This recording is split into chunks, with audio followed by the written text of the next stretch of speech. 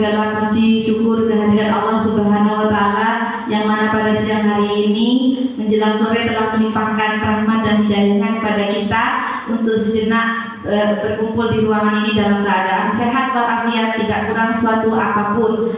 Salawat dan salam senantiasa kita curahkan kepada Nabi Muhammad SAW yang telah memberi kita syafaat dari zaman jahiliyah ke zaman terang benderang seperti saat ini. Bapak Ibu Kepala SD Negeri Mangunharjo 4 serta rekan-rekan guru semuanya, izinkan kali ini rekan guru kita menyampaikan diseminasi menyebarkan pemahaman dan penerapan pengalaman budaya positif yang akan dipaparkan oleh Bapak Riko Bagus SPD, Riko Bagus Santoso SPD SD.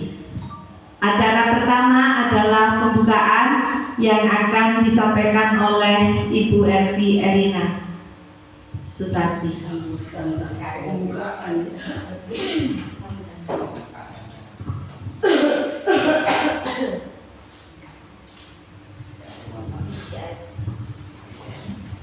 Terima kasih. Assalamualaikum warahmatullahi wabarakatuh.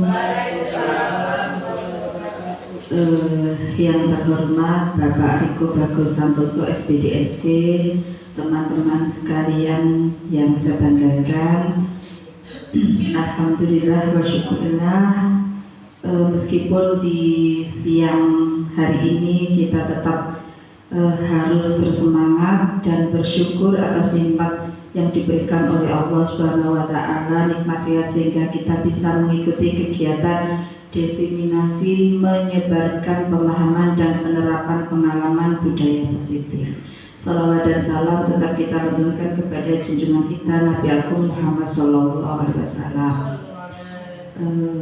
Bapak dan Ibu, ini adalah sesi terakhir karena CGP di SD Negeri Mangunharjo 4 ada 4, jadi ini adalah sesi terakhir. Saya harap Bapak Ibu tetap bersemangat meskipun materinya sama, insya Allah penyampaiannya akan berbeda dan Bapak Ibu akan menyerap dari keempat tersebut. Mungkin penyampaian yang diterima pun juga akan berbeda, tergantung Bapak Ibu nanti menyerapnya suka yang mana. Yang penting nanti hasil akhirnya adalah sama. Jadi harapan saya Bapak Ibu bisa menyerap kemudian mengimplementasikan pembelajarannya di kelas seperti itu. Terima kasih. Mohon maaf akhir kata. Wassalamualaikum warahmatullahi wabarakatuh.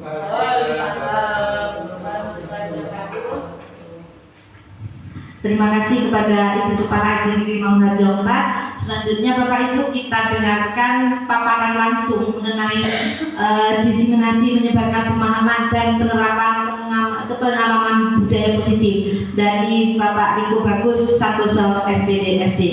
Dipersilakan. Terima kasih Bu Lili. Assalamualaikum warahmatullahi wabarakatuh. Waalaikumsalam warahmatullahi wabarakatuh. Yang saya hormati Ibu Ervi Erina Susati SPD MPD selaku Kepala Sekolah SDN Mangunharjo 4 serta Bapak Ibu guru serta tenaga pendidik SDN Mangunharjo 4. Pada kesempatan kali ini saya akan menyampaikan diseminasi penyebaran pemahaman dan penerapan pengalaman budaya positif. Pertama-tama, marilah kita panjatkan puji syukur atas kehadiran Allah yang Maha Kuasa, yang mana pada siang hari ini kita masih diberi kesehatan dalam keadaan sehat walafiat.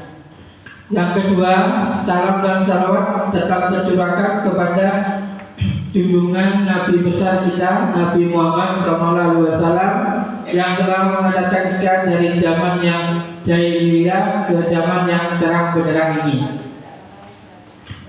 Terima kasih. Selanjutnya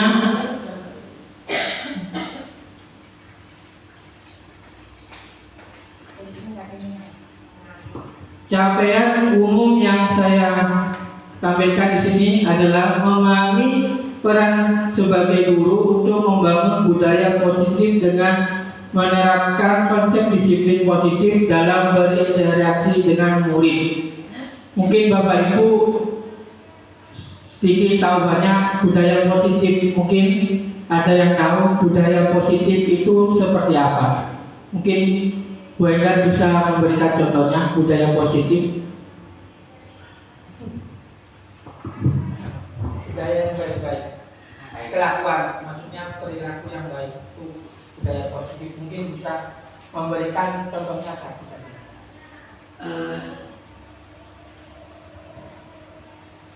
Mungkin Pak Endra bisa. Terima kasih Pak Riko. Mungkin budaya positif mungkin bisa dari anak membuang sampah pada tempatnya, mungkin saling menghargai, lalu ada diskusi, itu dari saya.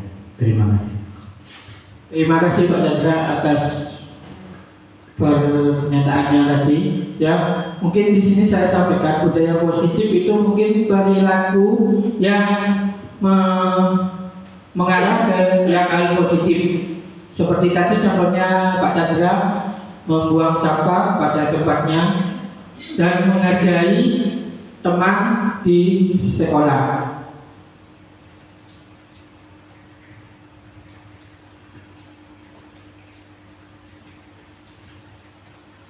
Ya, topik budaya positif di sini ada 6. Yang pertama, disiplin positif dan nilai-nilai kebajikan universal. Yang kedua, teori motivasi, hukuman dan penghargaan serta restitusi. Yang ketiga, keyakinan kelas. Keempat, kebutuhan dasar manusia dan dunia berkualitas. Yang kelima, restitusi yang terdiri dari 5 posisi kontrol. Yang keenam, segitiga restitusi. Pembelajaran yang pertama adalah disiplin positif dan nilai-nilai kebajikan universal.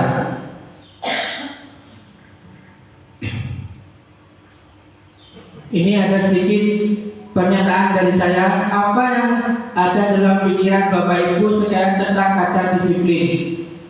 Mungkin saya beri contoh disiplin. Disiplin itu seperti apa, tata tertib ya, yang seperti yang harus dipatuhi, disiplin. Jadi kita mungkin disiplin waktu, disiplin tempat juga bisa. Mungkin Bu Lili bisa menyampaikan apa itu arti dari disiplin. Terima kasih. Terima kasih Pak Riko. Disiplin itu adalah taat kepada peraturan, melaksanakan apa yang diterapkan di peraturan itu, kemudian menyanggupi secara sadar untuk melakukan apa yang ada di aturan itu. Terima kasih. Terima kasih. Beri aplaus untuk Bu Lili. Ya, terima kasih. Yang sudah disampaikan Bu Lili tadi, ya, disiplin, ya, itu mematuhi segala peraturan yang ada. Yang selanjutnya mungkin dari Bapak tadi Bu, mungkin Pak Jo bisa mengartikan dalam pikiran Pak Jo mungkin disiplin itu seperti apa? Disiplin itu adalah pertama mengikuti aturan, dan yang kedua melakukan apa yang diperintahkan tanpa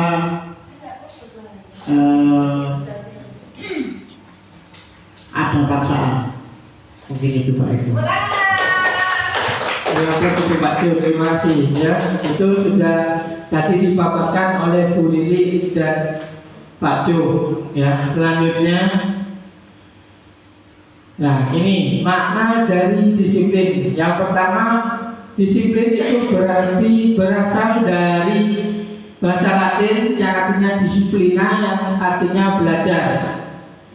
Makna asal dari kata ini juga berkonotasi dengan disiplin diri dari murid-murid Sokrates dan Plato. Yang ketiga, disiplin membuat orang menggali potensinya menuju sebuah tujuan apa yang dihargai. Jadi mungkin orang disiplin waktu itu dari hatinya sendiri, ya dari kemauan sendiri. Jadi mungkin saya harus bisa begini supaya bisa begini seperti itu. Selanjutnya, namun dalam budaya kita makna disiplin telah berubah menjadi sesuatu yang dilakukan seseorang pada orang lain untuk mendapatkan kepatuhan. Kecenderungan umum adalah menghubungkan kata disiplin dengan ketidaknyamanan, bukan dengan apa yang kita hargai atau pencapaian suatu tujuan mulia. Jadi kita yang ini, selanjutnya ya ini, nah ini nilai-nilai kebajikan universal. Nilai-nilai kebajikan itu adalah nilai-nilai sifat positif pada manusia yang merupakan tujuan mulia yang ingin dicapai setiap individu. Jadi mungkin individu itu mempunyai sifat-sifat yang positif, yang baik, yang bisa dimunculkan di setiap individunya. Jadi nilainya itu bersifat universal. Universal itu menyeluruh, ya, dan lintas bahasa, suku, agama maupun latar belakangnya. Selanjutnya, setiap perilaku atau perbuatan memiliki suatu tujuan. Dari Dr. William Jackson pada teori kontrol 1984.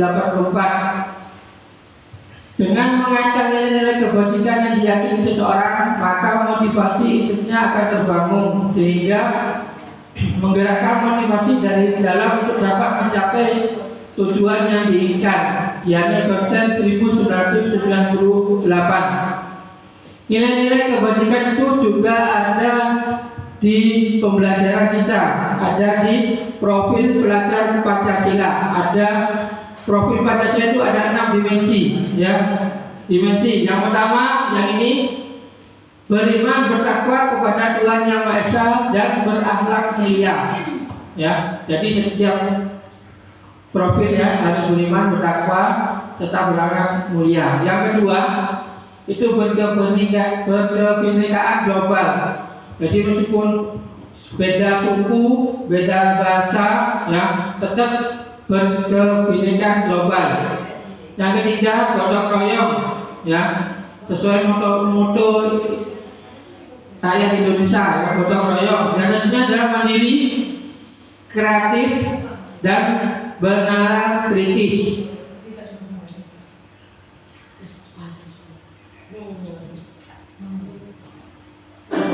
Kita akan melihat video disiplin positif seperti apa. Memiliki anak yang dapat mengontrol diri dengan baik dan bertanggung jawab adalah impian kita semua. Disiplin positif adalah salah satu metode yang bisa dipakai untuk mewujudkannya. Inti dari disiplin positif di lingkup pendidikan adalah pendekatan untuk mendidik dan membina peserta didik yang bertumbuh pada upaya membangun pemikiran dan perilaku positif, di mana dalam pelaksanaannya ada kebebasan dan aturan yang disepakati. Saat berdialog dengan para pendidik, hampir seluruhnya punya kesalahan, pernah mengalami perjalanan ke sekolah, tidak mengerjakan PR, bolos, berkelahi, dan berperilaku tidak tepat lainnya. Akibatnya, mereka mendapat hukuman seperti membersihkan ruangan kelas, lari keliling lapangan, dipukul, dicubit telinganya, dipermalukan, dan lain sebagainya. Pengalaman tersebut kemudian tanpa disadari diterapkan kembali pada anak didiknya. Kemudian hal ini akan terus berulang, diwariskan dari generasi ke generasi. Hukuman pada umumnya menyebabkan rasa sakit secara fisik, emosional, atau bahkan keduanya. Istilah corporal punishment meliputi hukuman fisik dan non-fisik yang bertujuan menyakiti atau menimbulkan rasa tidak nyaman. Contoh hukuman fisik: memukul, menampar, dan menendang. Sedangkan hukuman non-fisik diantaranya meledakan, menghina atau mengancam. Hukuman non fisik itu juga disebut dengan hukuman non verbal. Anak yang tidak tepat harus selalu direspon dengan hukuman. Disinilah pentingnya bagi kita memahami tahap perkembangan anak agar dapat merespon perilaku mereka dengan tepat. Setiap anak memiliki kecepatan pertumbuhan yang berbeda-beda. Sangat penting bagi pendidik untuk memahami dengan baik konsep tumbuh kembang anak agar dapat memegangnya sebagai prinsip dasar proses mendidik.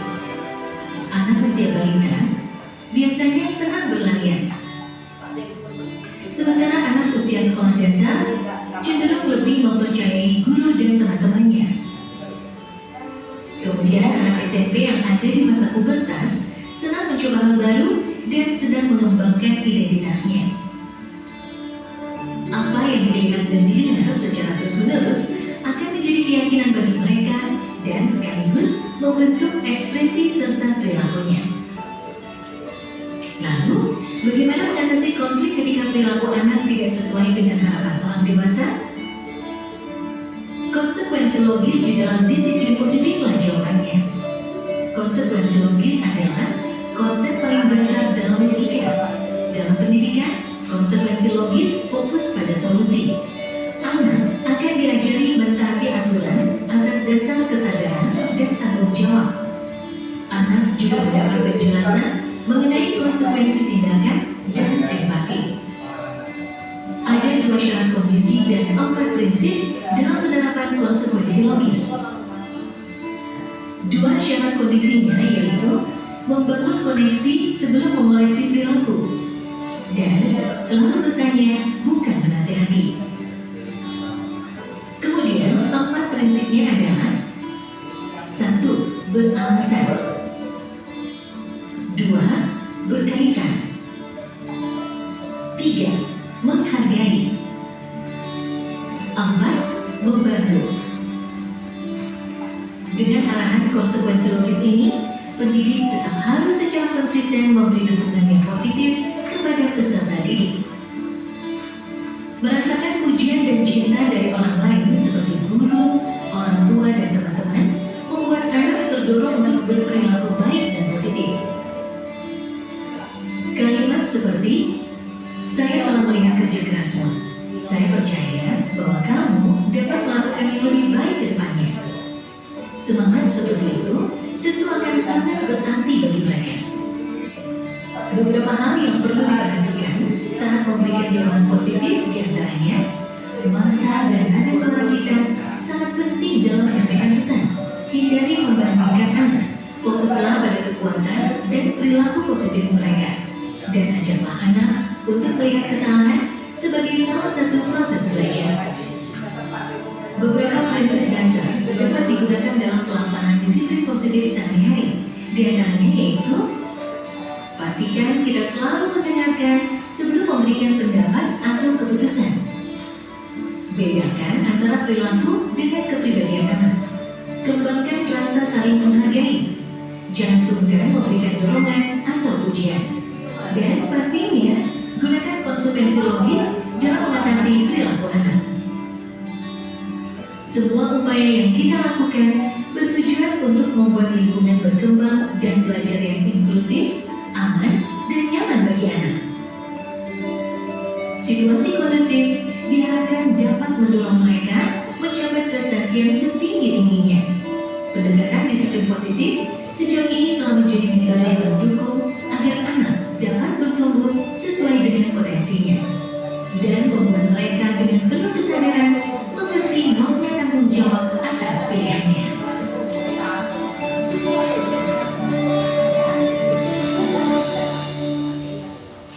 Ya, itu tadi ya sedikit tentang budaya positif ya. Yang kedua ini, pembelajaran kedua adalah teori motivasi, hukuman dan penghargaan serta restitusi.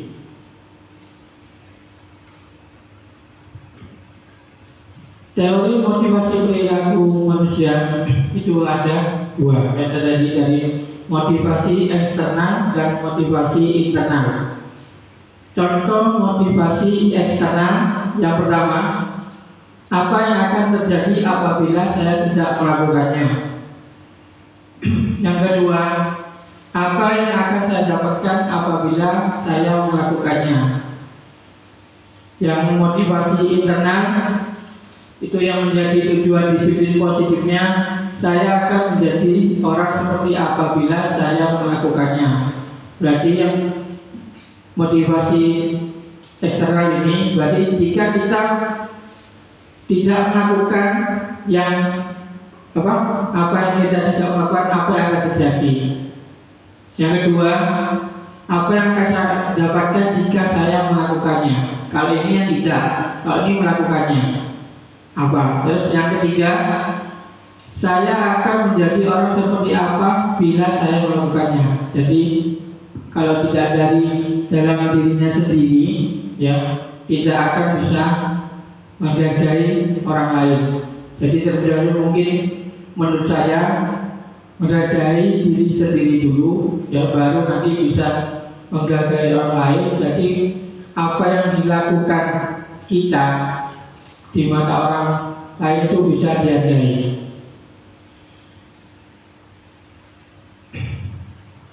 Selanjutnya adalah dihukum oleh penghargaan. Bahwa penghargaan berlaku sama dengan hukuman, dalam arti meminta atau membujuk seseorang untuk melakukan sesuatu untuk memenuhi tujuan tertentu dari seorang yang memintanya. Jadi kita yang menyuruh orang untuk melakukan suatu kebaikan, ya, dengan ada imbalannya, ya, atau iming-imingnya. Dorongan eksternal dan akan ada faktor ketergantungan. Maksudnya jadi dorongan dari luar itu kita mau menyuruh terus akhirnya ada faktor ketergantungan. Jadi oh saya seperti ini nanti jadinya seperti ini, nggak apa-apa, jadi ini keterusan, ya. Beberapa dampak dari pemberian penghargaan Apikon 1923 yaitu ada 4. Yang pertama, pengaruh jangka pendek dan jangka panjang. Yang kedua, penghargaan tidak efektif. Yang ketiga, penghargaan merusak hubungan. Yang keempat, penghargaan mengurangi ketepatan. Yang selanjutnya, penghargaan menurunkan kualitas. Penghargaan mematikan kreativitas.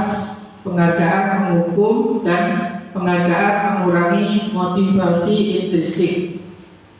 Mungkin di sini yang pengaruh jangka pendek, jangka panjangnya orang yang akan itu menjadi mungkin keterusan atau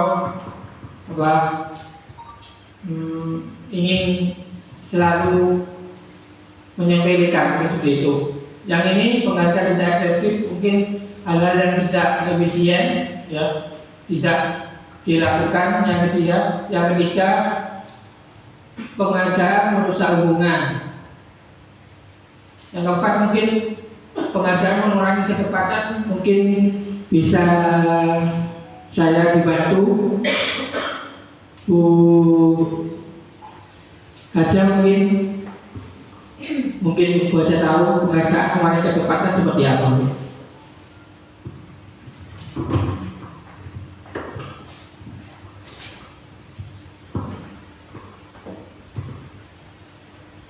Penghargaan mengurangi ketepatan itu maksudnya itu penghargaan, mendapatkan penghargaan, ya siswa itu mendapatkan penghargaan, tetapi bisa, contohnya salah satu contohnya gini, jika kelebihan memuji seseorang, memuji siswa, maka salah satunya dalam bentuk negatifnya akan jadi salah satunya kecemburuan dalam siswa yang lain dari itu. Pemujiannya kelebihan, istilahnya seperti itu. Mungkin bisa ditambah yang lainnya. Saya Pak Niko mau nambahin. Terima kasih Bu Haja. Mungkin Bu Lili bisa menambahkan. Ya. Saya hanya menambahi statementnya Bu Haja tadi. Memang benar apa yang Bu Haja berikan. kalau kita terlalu sering memuji anak-anak, benar memang itu memotivasi ya Pak Riko ya, supaya anak-anak itu bisa disiplinnya itu dari diri dalam mereka sendiri.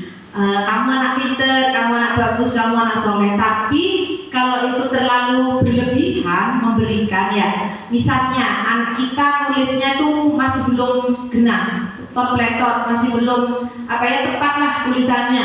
Terus kita sering memuji anak tersebut, maka untuk menulis dengan tepat itu tidak bisa gitu. Jadi menurut saya seperti itu, mengurangi ketepatan. Jadi sama dengan yang ada di kelas tinggi, misalnya kelas 4, 5, 6. 6 kali 2 berapa anak? 13 Bu, bagus, misalnya kayak gitu ya. Betul lah dari Bu Guru. Nah itu kan kurang tepat. Jadi mungkin di sini pemberian penghargaannya terlalu berlebihan sehingga juga bisa mengurangi ketepatan ya, tepat semuanya dan di dalam segala bidang. Rasa percaya diri juga akan memang percaya diri, maksudnya percaya diri yang positif yang saya maksud, yang makin berkurang. Karena apa? Kalau terlalu banyak dibonggong anak-anak itu kan otomatis mereka kreativitasnya iya bener aja dari guru, tidak ada membalik. Ini kita mau meningkatkan ternyata malah menurunkan kreativitas serta ketepatan, seperti itu Pak Ibu. Terima kasih. Terima kasih Bu Lili. Mungkin Bu Lydia bisa menambahkan. Kalau menurut saya penghargaan mengurangi ketepatan, tadi sudah disampaikan sama Bu Haja dan Bu Lili sudah betul. Saya hanya akan menambahkan kalau kita memberikan reward atau memuji-muji seseorang siswa, kalau misalnya dia mempunyai nilai yang bagus dan kita memujinya di depan teman-temannya, akan menimbulkan sosial di antara temannya, menimbulkan rasa benci, rasa iri, akhirnya si anak itu akan terkucilkan, tidak disukai oleh teman-temannya. Jadi untuk mengurangi itu, jadi saya rasa harus dikurangi untuk memuji seseorang, memuji siswa itu di depan teman-teman yang lain. Seperti itu.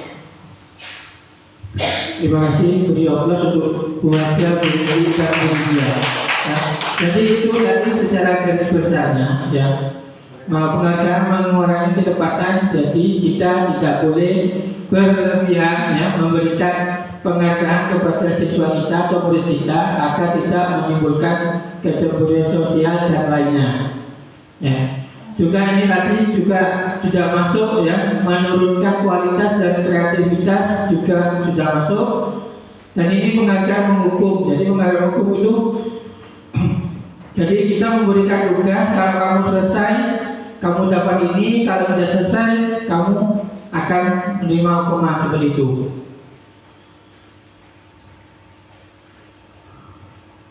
Nah, bentuk-bentuk program kebajikan atau apresiasi adalah sebagai berikut ya. Tapi perlu diingat ada 1, 2, 3, 4, 6, 5. Yang pertama, memberi pengakuan secara khusus. Berarti khusus itu hanya tertentu ya. Yang kedua, memberi pengakuan secara pribadi. Jadi siswa kita dipanggil secara personal ya di kelas. Yang ketiga, memberi pengakuan kepada semua murid ya, berarti bergantian ke siswa ini, ke siswa itu ya. Jadi harus hadir ya. Selanjutnya, memberi pengakuan secara konsisten. Konsisten itu berarti secara berkelanjutan. Jadi ini besoknya apa lagi, seperti itu. Dan fokus pada proses ya. Jadi kita memberikan apresiasi itu harus juga ada prosesnya. Misalnya anak itu bisa melakukan penambahan. Kita punya tujuannya, tujuan pembelajarannya anak itu bisa mencapai bilangan yang sudah kita tentukan. Anak itu bisa apa tidak? Kalau bisa, nah, berarti kita sudah menurunkan dari prosesnya.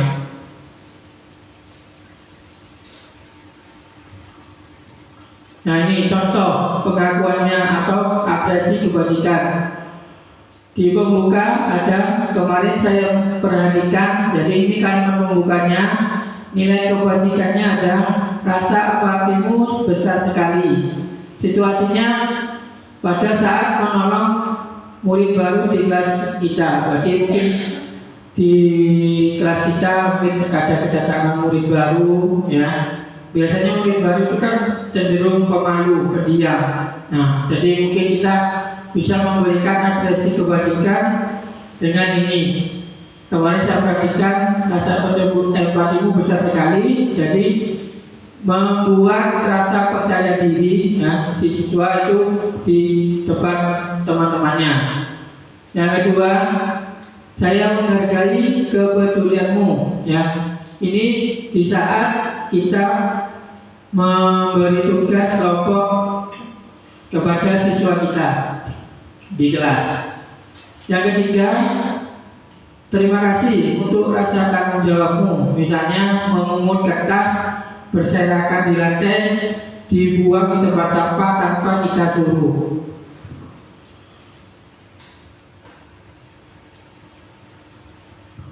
Nah, di sini ada hukuman dan konsekuensi.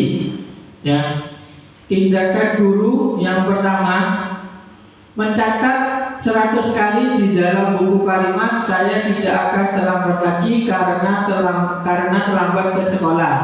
Ini termasuk hukuman atau konsekuensi Bapak Ibu. Mungkin Ibu Leli. Itu yang pertama itu termasuk hukuman. Ya, karena anak itu disuruh mencatat 100 kali karena aturannya kan memang tidak boleh terlambat. Jadi anak itu dihukum untuk itu, Pak. Terima kasih, Bu Leli. Terus yang kedua, lari mengiringi lawan basket 2 kali karena terlambat hadir di sekolah. Bu Enda, termasuk hukuman atau konsekuensi Bu Enda? Yang kedua Bu Enda. Termasuk hukuman, Pak. Ya, termasuk hukuman. Terima kasih. Yang ketiga, ya, murid diminta push up 15 kali karena tidak menggunakan masker ke sekolah. Ini termasuk hukuman atau konsekuensi? Mungkin banyak kan? Termasuk hukuman Pak. Karena itu sudah ada diminta push up itu. Ya, diminta. Menyuruh. Ya, seperti menghukum Pak. Terima kasih. Dan selanjutnya menggantikan kertas tugas teman yang telah dicoret-coret. Hukuman atau konsekuensi? Ya, konsekuensi. Nanti kita lihat ya dari keseluruhannya. Yang selanjutnya, membersihkan tumpahan air di meja tulis karena senggol pada saat pembelajaran, termasuk hukuman atau konsekuensi? Konsekuensi. Ya, selanjutnya murid disuruh tidak mengenakan sepatu syaraf di sekolah karena tidak mengenakan sepatu hitam. Hukuman. Selanjutnya, lari mengiringi lapangan basket 2 kali karena terlambat 10 menit untuk pembelajaran PJOK. Konsekuensi. Kita lihat jawabannya Bapak Ibu. Nah, ini tadi ya, mencatat ini termasuk hukuman. Kenapa? Karena kan dia terlambat, jadi dihukum mencatat 100 kali di dalam buku kalimat, ya. Terus yang kedua, termasuk hukuman karena terlambat dari sekolah, dia harus mengelilingi lapangan basket sebanyak 2 kali, ya. Jadi kan dia terlambat, jadi harus keliling lapangan 2 kali. Selanjutnya, murid diminta push up, itu masuk hukuman sudah karena diminta ini. Nah, jadi kita meminta murid karena tidak menggunakan masker dihukum push up 15 kali, itu masuk hukuman fisik. Ya. Selanjutnya, menggantikan kertas teman yang telah dicoret-coret itu termasuk konsekuensi. Jadi mungkin kamu harus mengganti konsekuensinya seperti itu. Lanjut, membersihkan tumpahan karena tersenggol pada saat pembelajaran termasuk konsekuensi juga. Murid disuruh tidak mengenakan sepatu seharian di sekolah karena tidak mengenakan sepatu hitam termasuk hukuman. Karena dia disuruh tidak mengenakan sepatu seharian karena sepatunya tidak berwarna hitam. Lanjut, Lari mengelilingi lapangan basket 2 kali karena lambat sebelum ini untuk pembelajaran PJOK, sama dengan ini tadi. Ya, dia ini terlambat tadi di sekolah karena ini terlambat untuk pembelajaran PJOK olahraga.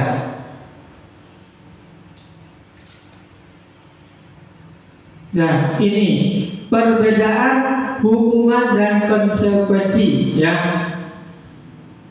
Perbedaan hukuman dan konsekuensi, ya. Yang pertama dari hukuman itu sesuatu yang menyakitkan harus terjadi. Berarti bisa verbal, ya, bisa menendang, memukul, ya, mencubit, juga begitu. Terus konsekuensi sesuatu yang harus terjadi. Berarti ini sesuatu yang terjadi tapi tidak menyakitkan. Terus dari segi hukuman itu membuat anak sakit, ya, bisa fisik, bisa hati. Hati itu perasaan. Berarti dia itu kalau semua diberi hukuman, ya, mungkin lambat laun, mungkin dalam jangka pendek, bisa jangka panjang itu akan menyebabkan, ya, trauma, di dalam hatinya. Jadi mengingat sampai seterusnya. Nah, seperti itu. Kalau yang ini konsekuensi hanya membuat anak merasa tidak nyaman dalam jangka pendek, tapi jangka umurnya. Nah, terus yang ketiga dari hukuman, anak membenci kedisiplinan. Jadi mungkin seperti kan ada peraturan di sekolah itu untuk khusus anak laki-laki yang rambutnya panjang dipotong. Ya, kita sudah memberikan arahan, peringatan 3 kali, ya, tidak digubris agar kita potong rambutnya. Nah, itu Pak menyebabkan kadang ya anak bisa membenci kedisiplinan, tidak suka rambut panjang, ya. Yang konsekuensi anak menghargai disiplin, ya. Terus dari hukuman itu ada paksaan. Jadi kalau tidak mengerjakan sesuatu, ya, itu ada hukumannya, ada sebab akibatnya. Kalau yang dari ini konsekuensi stimulus atau tanggapan. Jadi dari dalam dirinya sendiri seseorang itu harus melakukan apa? Seperti itu. Terus selanjutnya mendorong anak menyakiti diri sendiri, ya. Ini bisa menyebabkan trauma juga, ya. Kalau dari konsekuensi mendorong anak agar mudah menyesuaikan diri. Dari hukuman ini konsep diri ada konsep dirinya buruk. Kalau dari konsekuensi konsep diri yang baik. Dari hukuman ini anak akan belajar untuk menyembunyikan kesalahan. Jadi mungkin karena takut jadi mungkin dia tidak berani, jadi menyembunyikan masalah, tidak berani mengakui apa yang sudah diperbuat. Kalau yang dari konsepsi anak belajar untuk mematuhi peraturan, mungkin yang diterangkan bapak ibu guru juga ada benarnya, jadi anak itu merespon seperti itu. Terus dari hukuman ini juga menyebabkan seseorang atau murid siswa itu bisa menjadi marah, rasa bersalah, merasa dipermalukan dan tidak dihargai. Sedangkan dari konsekuensi itu kehilangan hak, tidak dibuat nyaman, dihasilkan untuk sementara. Sudah seperti itu.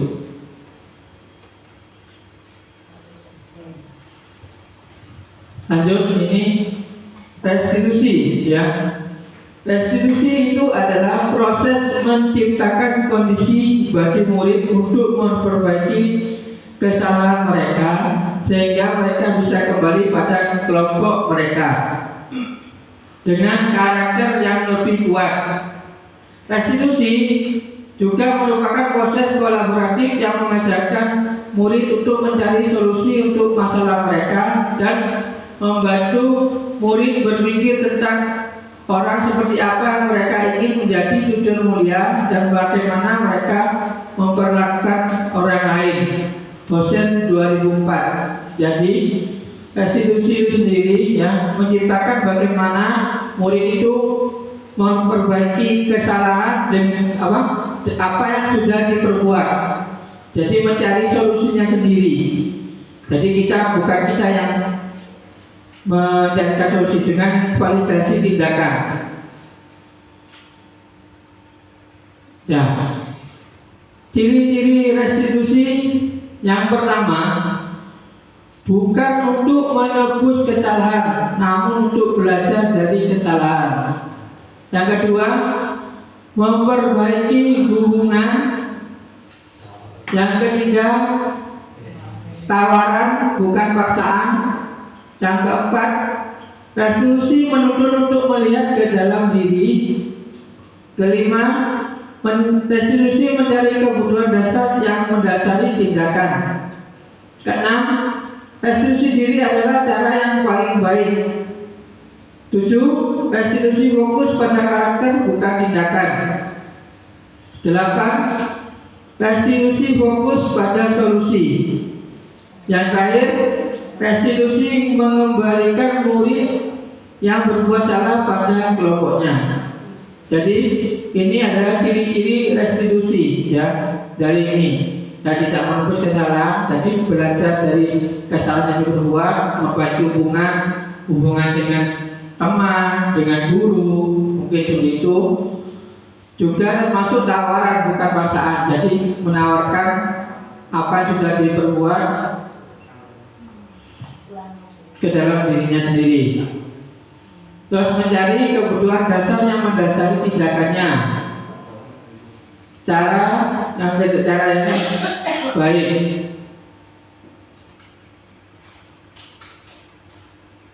Ya, yang ketiga adalah pembelajaran keyakinan kelas. Mungkin sebelum saya meneruskan slide berikutnya, ya. Mungkin Bapak Ibu tahu bedanya kesepakatan kelas dengan keyakinan kelas. Mungkin Bu Elina bisa memberikan pernyataan bedanya kesepakatan kelas dengan keyakinan kelas.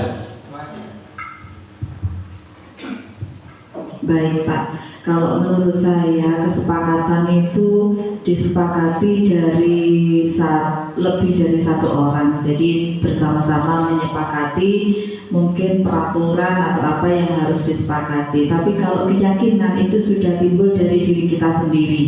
Jadi saya yakin hari ini saya bisa perkalian. Jadi saya berusaha untuk menghafalkan perkalian tersebut. Tapi kalau kalau sepakat, jadi mungkin disepakati antara murid dengan guru. Hari ini kita menghafalkan perkalian 2, jadi sepakat. Besok perkalian 3 seperti itu. Tapi kalau sudah yakin dari diri kita sendiri, hari ini saya bisa menghafalkan perkalian 1 sampai 5. Jadi saya juga berusaha dengan diri saya sendiri seperti itu, Pak. Terima kasih, beri aplaus untuk Bu Elina. Ya, mungkin tadi sudah Elina ya kesepakatan kelas itu dilakukan mungkin satu untuk semuanya. Tapi kalau keyakinan kelas itu dari dirinya sendiri. Jadi terjadi beberapa hal. Lanjut ya, ini misalnya ada. Mengapa tidak peraturan saja? Mengapa harus keyakinan kelas? Jadi misalnya kita memiliki peraturan harus menggunakan helm mengendarai kendaraan roda 2. Biasanya di peraturan lalu lintas yang gunakan helm jika berkendara atau gunakan sabuk pengaman jika di dalam mobil. Yang kedua, mengapa kita memiliki peraturan 3M, menggunakan masker, mencuci tangan, dan menjaga jarak 1,5 meter. Yang ketiga, mengapa kita memiliki peraturan harus datang tepat waktu pada saat mengikuti pelatihan atau pembelajaran. Ya. Untuk ini, ya, mendukung ini semua itu mendukung motivasi intrinsik kembali ke nilai-nilai atau keyakinan yang lebih menggerakkan seseorang dibandingkan mengikuti serangkaian peraturan-peraturan. Jadi motivasi intrinsik itu yang ada di dalam diri kita sendiri. Jadi mungkin kita yakin, oh saya bisa, jadi saya harus seperti ini, saya harus seperti itu. Ya, dari keyakinan kelas itu diawali dari kesepakatan kelas.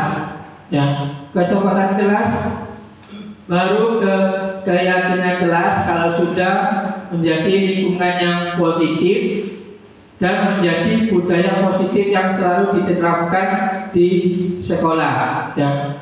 Jadi awalnya ini ya kesepakatan, kita membuat kesepakatan itu diubah lagi menjadi keyakinan kelas. Misalnya kesepakatan kelas tidak membuang sampah pada sembarang tempat atau tidak membuang sampah sembarangan. Untuk keyakinan kelasnya, buanglah sampah pada tempatnya. Ya, yang menjadi nanti lingkungannya positif, jadi mengikuti. Mungkin siswa yang lain ya bisa mengikuti, jadi lingkungannya positif, hasilnya menjadi budaya positif. Seperti itu. Ya, di sini ada dua pilihan. Ya, yang pertama, pilihan pertama terdiri dari ini, pilihan kedua terdiri dari ini. Yang mana yang merupakan keyakinan kelas dan mengapa?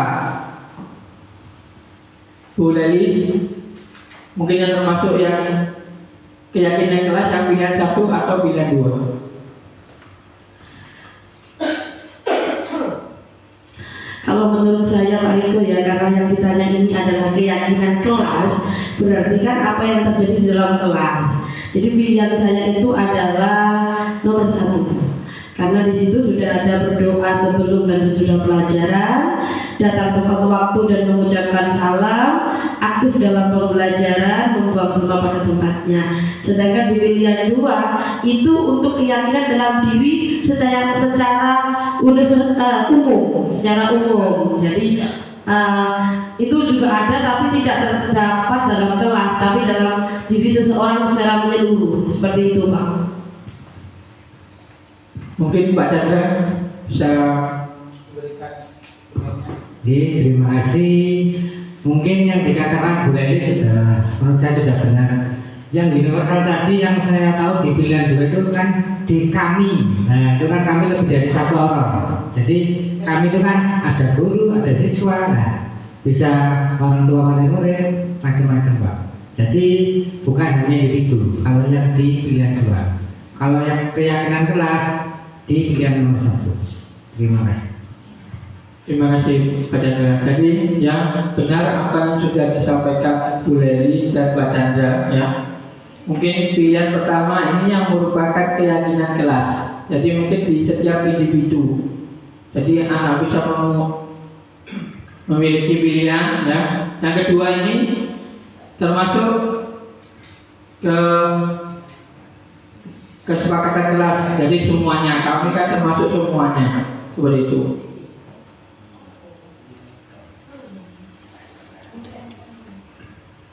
Ya, dalam keyakinan kelas ini dikenal dengan model T dan Y. Kenapa? Karena bentuknya nih ya, T dan Y. Yang pertama, T itu terlihat, terdengar, dan berperilaku. Misalnya, hormat. Kami meyakini bahwa sangat penting untuk menghormati semua orang dan barang milik orang lain. Yang kedua, bekerja. Kami yakini bahwa sangat penting untuk mengerjakan segala pekerjaan atau mengikuti kegiatan yang telah ditugaskan. Yang ketiga, diterima dan dimiliki. Kami meyakini sangat penting untuk merasa diterima pada suatu kelompok dan saling peduli satu dengan yang lain. Ya. Dengan hormat ini ada tampak seperti dan tidak. Misalnya datang tepat waktu, kan tampak. Tidak tampak, sering hadir lambat, kadang hadir, kadang tidak. Terus yang kedua, menyapa teman dan guru. Itu tampak. Dan tidak tampak, tidak acuh kepada teman dan guru. Ya, tidak mungkin kalau di jalan tidak menyapa. Ya, itu yang tidak tampak. Yang tampak ini. Selanjutnya, mengembalikan barang teman yang telah dipinjam dan mengucapkan terima kasih. Ya. Yang tidak tampak, mengembalikan barang yang telah dipinjam dan meletakkan sembarangannya. Biasanya anak-anak itu meminjam ya pinjam, kadang tidak ngomong ya. Nah itu yang tidak apa ya ngomongnya. Kalau sudah pinjam itu biasanya mengucapkan terima kasih ya. Terus dari bekerja, tampaknya itu tekun bekerja dan menyimak, siswa menyimak guru. Ada yang tidak tampak tidak mendengar guru, yang bermain sendiri, seperti itu.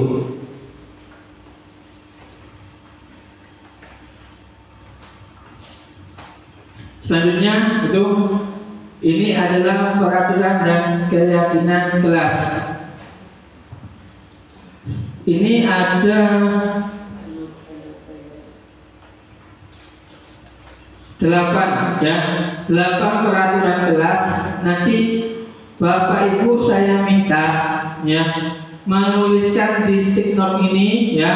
Itu termasuk keyakinan kelas dalam hal menghormati orang lain atau ini dari pilihan ini ya. Jadi nanti Bapak Ibu tinggal menuliskan satu apa sampai sini. Apa? 8 nanti ditulis di stick note ini, nanti saya bagikan ya. Sticky note. Tulis apa Pak Niko? Terserah. Pilih salah satu. Ya ini perhatikan. Saya beritahu dulu. Bapak Ibu menuliskan 8 ini ya. Itu termasuk keyakinan kelas dalam hal apa? Yang dari 8 ini. Misalnya, saya kasih contoh. Membuang sampah pada tempatnya itu merupakan keyakinan kelas tanggung jawab ya. Berarti tanggung jawab, termasuk tanggung jawab. Terus misalnya mematuhi peraturan lalu lintas dengan mengenakan helm itu termasuk keselamatan. Dan Ini soal jawabannya belum. ini bawahnya ini dari pilihannya ini Pak Chandra. Nah, jadi nanti yang ini ya itu termasuk keyakinan kelas yang mana? Nah, Bapak Ibu bisa memilih di sini. Ya Pak. Nah, dari 8 peraturan ini. Nanti keyakinan kelasnya tinggal jenengan pilih dari 8 ini. Ini kan 8 pas. Jadi satu-satu, tinggal seperti menjodohkan. Dilarang mengganggu orang lain. Menghormati.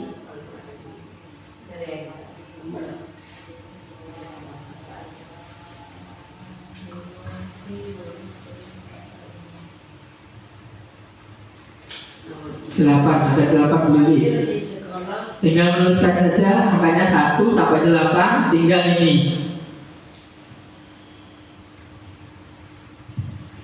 Nanti kalau sudah ya, bisa ditempel di bawah sini. Di bawah. Di bawah sini boleh deh. Di sini boleh deh. Ya.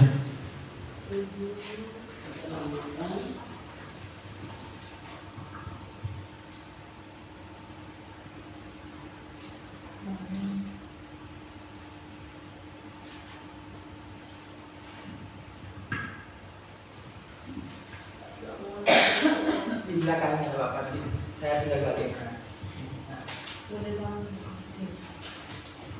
Di sini Bu Lili. Makasih. Terima kasih Bu Lili.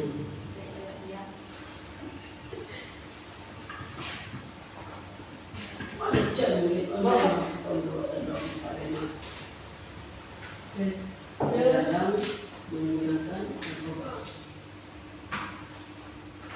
Saya dilarang menggunakan narkoba. Ya. Di sini Bu Lili.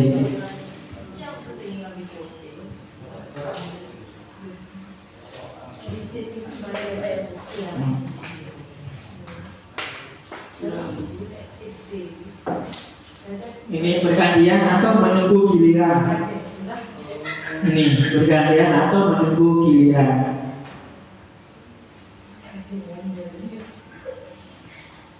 Bergantian Bu Lili. Ini. Nomor 7, gunakan masker. Yang 8, jangan berlari di kelas atau koridor. Nah, di sini kita punya koridor ke depan. Nah, koridor itu di Lombok.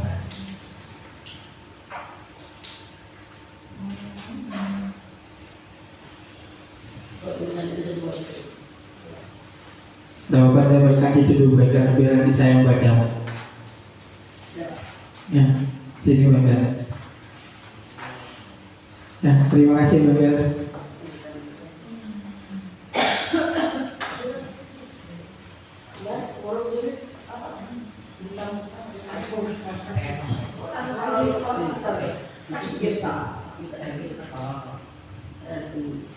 Ya, terima kasih baca. Tinggal baca.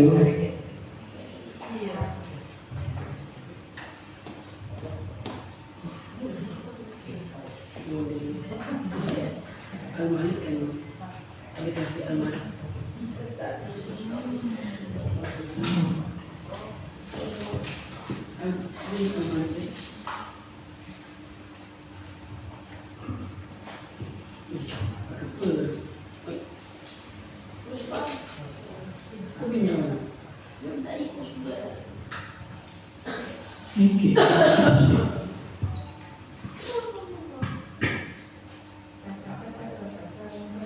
Tinggal baca dan boleh dia.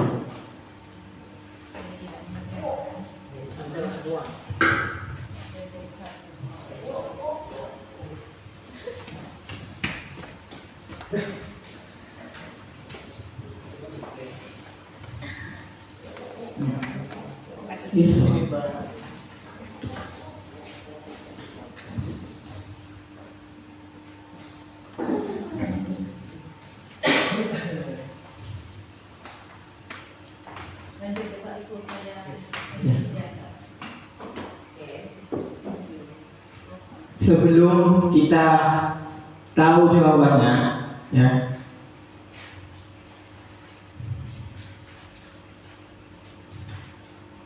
kita melakukan tes speaking dulu. Monggo Bapak Ibu berdiri.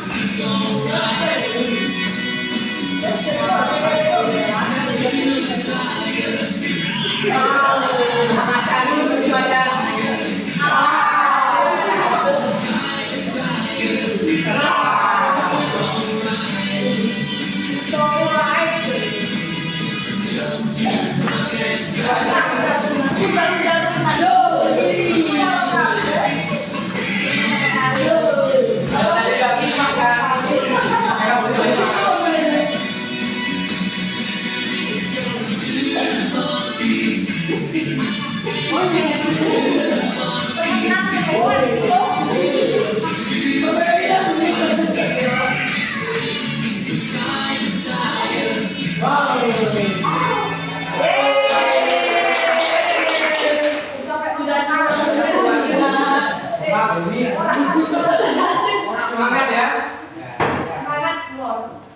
Terima kasih ya. Maaf ekspresinya terlalu bersemangat.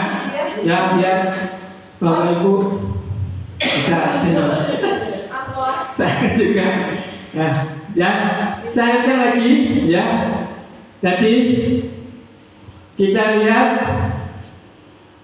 jawabannya. Ya.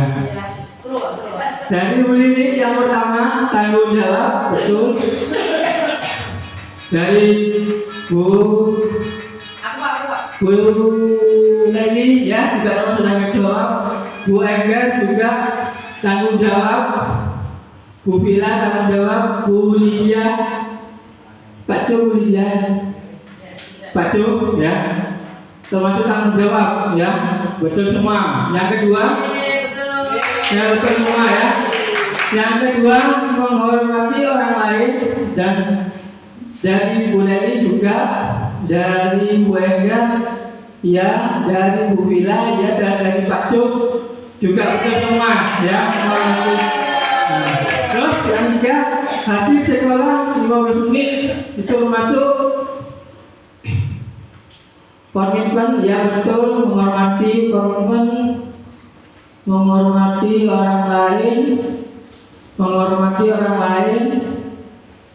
Nah, Pak Jo itu semua ya, ya, nah, betul. Jadi menghormati orang lain dulu dan berkomitmen, ya. Terus dilarang melakukan kekerasan. Punyanya Bu Lili selamatan, ya, Bu Lili betul, selamatan Bu Engga betul, Bu Vila betul, Pak Jo betul. Nah, semua ya termasuk ini. Berarti yang dia dilarang menggunakan narkoba, ya, termasuk kesehatan Bu Lili, Bu Engga, Bu Vila, ya betul semua ya, sudah tahu semua ya. Selanjutnya bergantian atau menunggu giliran, ya, menghormati orang lain, bersabar di sini, ya, menghormati betul, Bu Leli, ya, bersabar, Bu Engga, ya, bersabar, Bu Vila, bersabar, juga Pak Jo bersabar, juga ya, termasuk ini, nah ini. Selanjutnya menggunakan masker. Saya lihat kesehatan semua ini dari masker, ya. Terus yang ke-8, keselamatan atau keamanan, keselamatan,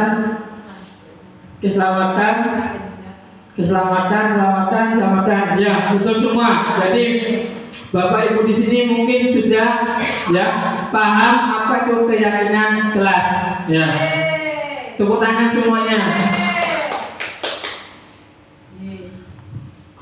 Ini sudah tadi, ya. Yang keempat, pembelajaran kebutuhan dasar manusia, ya. Ini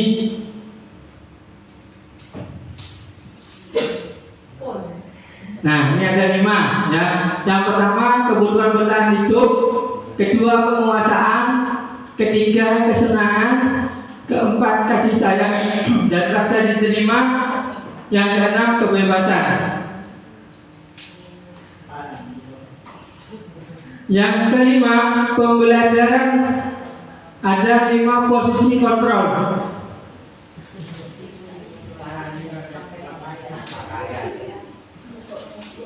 Ya, ini ada 5 posisi kontrol yang perlu diketahui Bapak Ibu. Yang pertama, sebagai penghukum, sebagai pemantau, sebagai pembuat rasa bersalah, teman, dan sebagai manajer.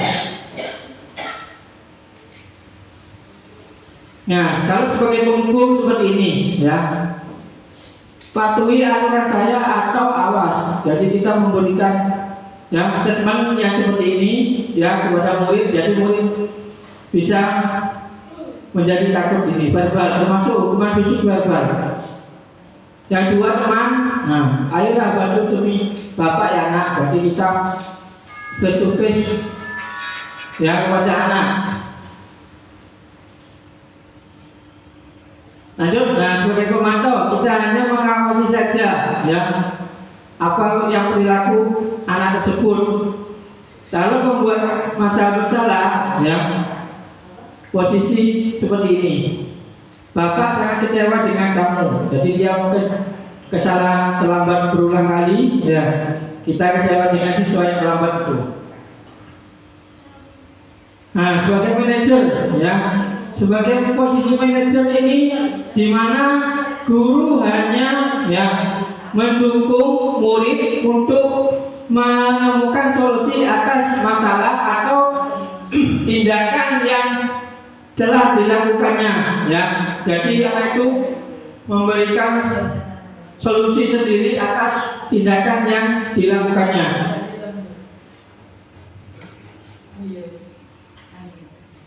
Nah, ini contohnya. Posisi kontrolnya ada ini. Saya kecewa. Saya kecewa termasuk tadi kita lihat ya. Nah, posisi kontrolnya membuat merasa bersalah. Jadi saya kecewa. Ini garis besarnya. Yang kedua, kamu tidak pernah benar melakukannya sebagai penghukum, ya. Jadi di matanya itu tidak merasa benar, salah terus, ya. Yang ketiga, ayolah lakukan demi Bapak Ibu, sebagai teman. Yang ketiga, apakah kamu mendapatkan stiker bintang hari ini? Jadi kita memantau kalau anak itu mau, kita beri apresiasi. Selanjutnya, menyelesaikan masalah. Jadi kita hanya menawarkan kepada anak, yaitu sebagai posisi kontrol manager, ya. Selanjutnya, kamu selalu menjadi yang terakhir penghukum, ya. Nah, yang terakhir pembelajaran segitiga restitusi, ya. Pengertian restitusi adalah proses menciptakan kondisi bagi murid untuk memperbaiki kesalahan mereka sehingga mereka bisa kembali pada kelompoknya mereka dengan karakter yang lebih kuat. Restitusi juga suatu proses kolaboratif yang mengajarkan murid untuk mencari solusi dalam menyelesaikan masalah dan membantu murid berpikir tentang orang seperti apa yang mereka inginkan dan bagaimana mereka harus memperlakukan orang lain. Dosen 1996. Nah, ini segitiga restitusi itu ada 3. Yang pertama, menstabilkan identitas. Yang kedua, validasi tindakan. Yang ketiga, menanyakan keyakinan jelas. Nah, tujuan dari segitiga restitusi sendiri adalah membantu anak menjadi individu yang mandiri, mampu menyelesaikan masalah dengan motivasi internal dan bertanggung jawab atas pilihannya. Nah, ini contoh-contoh yang untuk menstabilkan identitas. Ini ada berbuat salah itu hal yang manusiawi, ya. Tidak ada manusia yang tidak sempurna, ya. Bapak Ibu, kita sebagai guru juga mempunyai salah. Validasi tindakan yang salah, contohnya ini, kamu bisa saja melakukan hal yang lebih buruk, tapi kamu tidak melakukannya. Kamu pasti punya alasan mengapa melakukannya dan apa yang penting bagi kamu. Dan ini apakah kamu bisa melakukan dengan lebih baik besok pagi, ya? Itu validasi, contoh dari validasi yang salah, dan contohnya dapat ini. Yang ketiga, menanyakan keyakinan. Jadi contoh yang bisa diucapkan, ya, anak itu melakukan kesalahan. Nah, contohnya, apakah nilai yang kita dapat di sekolah atau sekolah kita, nilai-nilai universal apa yang telah kita sepakati, ya. Jadi seperti ini. Ketiga, resolusi merupakan alat yang efektif untuk mendidik anak belajar dari kesalahan mereka, mengembangkan disiplin positif dan membangun koneksi antara guru, orang tua, dan anak. Pendekatan ini juga berusaha pada pemahaman, pertumbuhan, dan perbaikan yang membawa manfaat jangka panjang dalam pendidikan. Ini saya tampilkan contoh ketiga restitusi dari murid saya. Murid saya ini sering terlambat datang ke sekolah. Ini terlambat beneran ini, seringkali ada. Nah, tapi tidak setiap hari. Sering. Jadi dalam 1 minggu itu mungkin ada 3 pada hari itu. Nah, validasi tindakan saya lakukan seperti ini. Saya memanggil dan menanyakannya, ya, kenapa dia sering terlambat. Karena alasannya karena dia itu selalu malam karena main HP. Saya tanya ini.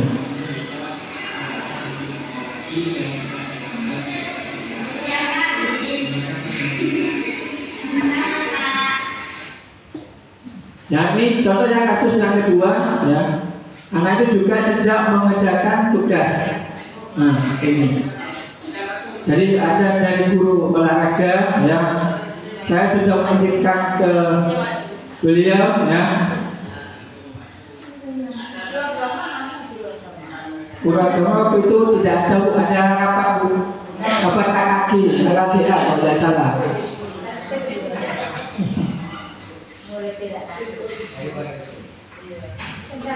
Nah, ini validasi. Saya panggil lagi, saya dudukkan, saya tanya kenapa dia bisa mengerjakan tugas.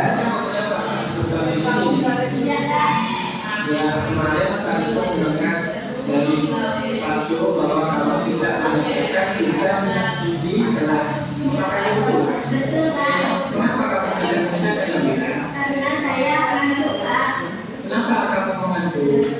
Saya dari malam bermain HP, Pak, dan tidurnya dari malam. Apakah itu menyalahi keyakinan kelas? Ya, Pak. Terus apa yang dikasih tindakannya kamu? Pak, saya janji akan tidak tidur di malam. Nah, ini validasi tindakan, jadi dia itu Mengerjakan mengatasi solusinya sendiri. Jadi saya tidak memberi hukuman atau jadi dia sendiri yang menentukannya. Nah, ini taxonomy dari hasil resolusi. Perkenalkan, nama saya Nabila, siswi kelas 5 SDN Negeri Mangunarjo 4, Kota Probolinggo. Saya merasa lega dan senang bisa berdiskusi dengan Pak Iko tentang masalah saya menggunakan segitiga restitusi. Semoga kedepannya saya bisa memperbaiki sikap saya. Wassalamualaikum. Nah, jadi dia itu maunya restitusi, ya. Ya. Ya, terima kasih Bapak Ibu. Itulah apa yang sudah saya sampaikan untuk pemahaman diskriminasi budaya positif di sekolah kita. Sebelum saya tutup, ya, saya minta refleksi dari Bapak Ibu, ya. Refleksinya apa yang sudah saya jabarkan di sini, ya. Hal-hal baru apa yang sudah saya sampaikan mungkin mengubah paradigma jenengan, ya. Terus yang kedua, apa yang Bapak Ibu rasakan, nah, khususnya mengenai 5 posisi kontrol dan segitiga restitusi, ya, yang sudah saya tampilkan tadi dalam video ini, segitiga restitusi dan posisi kontrol, ya. Posisi kontrol sebagai manajer hukum dan, ya, monggo Bapak Ibu. Tulis nanti kita itu sudah saya kasih refleksi.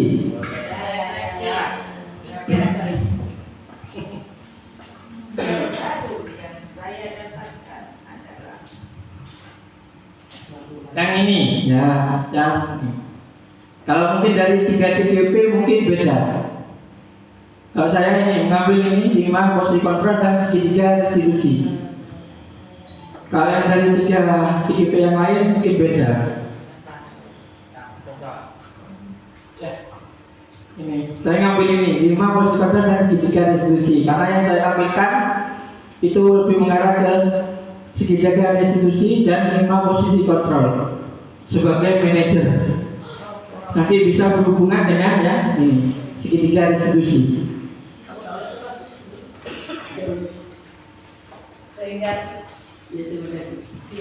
Enggak. Jawab Pak. Ya.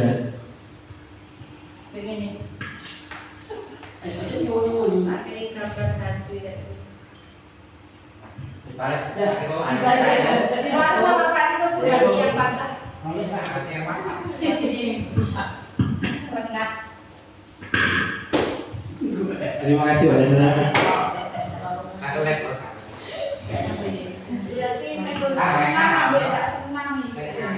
Ya, ini Ibu.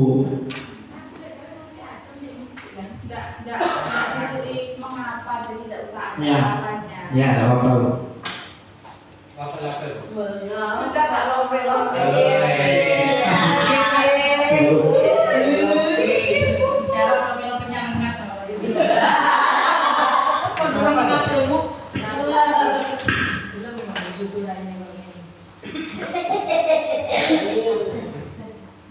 Ya sudah.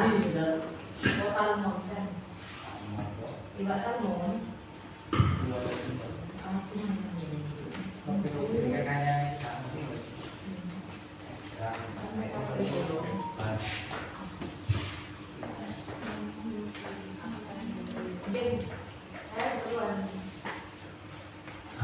Ya, sudah semua ya. Ya. Saya bacakan refleksi dari Ibu Lili. Ya, Ibu Lili menyampaikan saya sangat senang karena saya bisa mengetahui 5 posisi kontrol dengan maksimal. Yang kedua dari Bu Pak Chandra, senang sekali karena mendapatkan ilmu baru tentang posisi kontrol dan segitiga resolusi karena dalam pemecahan kasus lebih detail dan ada solusinya. Dari